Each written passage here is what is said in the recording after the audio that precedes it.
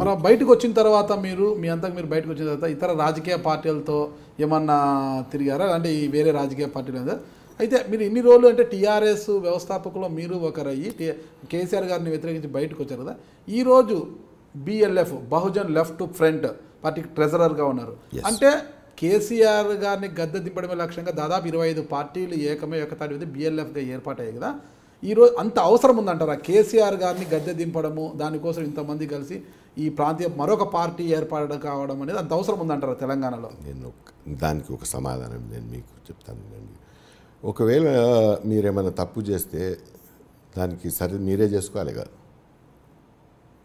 కరెక్టా కాదా? అది టీఆర్ఎస్ పెట్టింది, నేను ఇవాళ చాలా స్పష్టంగా అంటున్నా, టీఆర్ఎస్ పెట్టింది అది చాలా తప్పు, నాది అది చాలా తప్పు.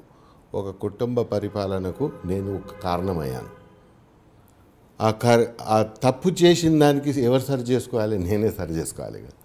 ఆ ఉద్దేశంతో కానీ లేకపోతే ఇక్కడ కాంటెస్ట్ చేద్దామని లేకపోతే ఎమ్మెల్యే అయిపోదామని ఎంపీ అయిపోదామని అటువంటి నాకు ఏం లేదు. మీరు ముందుకు కూడా చూస్తారు ఇప్పుడు. అటువంటిది నాకేం అవి ఆశలు లేవు. నాది సింపుల్ ఒకటేమంటే సేవ చేసుకోవాలంటే దానికి ఒక పదవి, సేవ చేసుకోవాలంటే దానికి ఒక పోస్ట్ ఉండొద్దు. ఇప్పుడు నిన్నగాక మొన్న మీరు ఇన్నుంటారు, ఆయన క్యారెక్టరిజం గురించి చెప్తున్నాను.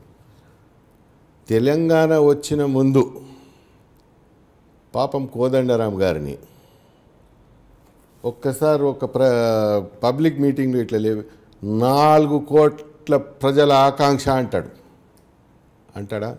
మళ్ళా అవసరం తీరిపోయినాక వాడిని వాడు సర్పంచ్ కూడా లేదంటావు. అంటే నీకు ఎట్లా నమ్మాలి జనాలు?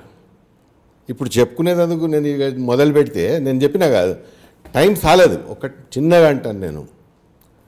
ఆయన వచ్చే ముందు ఏమన్నాడు అంటే this is the mind game వాళ్ళు ఆడేది.